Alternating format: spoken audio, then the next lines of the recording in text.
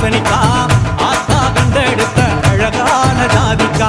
புளிப்பா புளியங்க அவ புடவ கட்டுன வெள்ளரிக்கா புளிப்பா புளியங்க அவ புடவ கட்டுன வெள்ளரிக்கா